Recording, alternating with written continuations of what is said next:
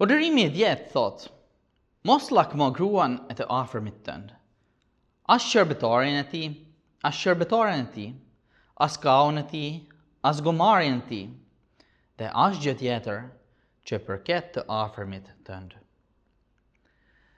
Luteri e shpjegon kështu: ne duhet ta kemi frikë dhe ta duam Perëndin, që të mos e joshim, detyrojmë apo largojmë nga I afërmi ynë bashkëshorten, shërbëtoret apo bagtin e tij, por t'i nxisim ata të qëndrojnë e të përmbushin detyrën e tyre.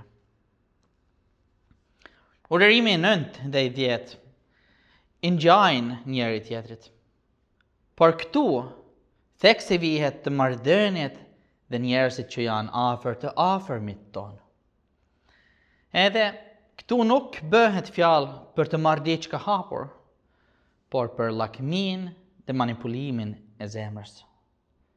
Perëndia dëshiron të ruajë martesën, familjen dhe marrëdhëniet e punës.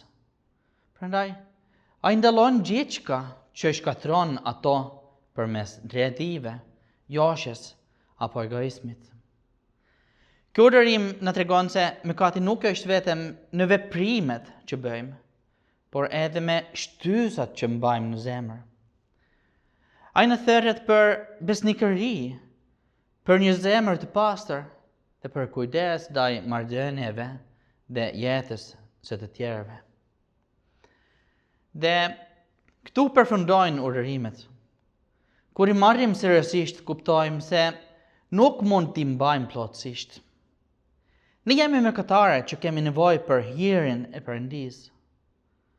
Por katekizmi dhe besimi krishter nuk mbarojnë me udhërimet.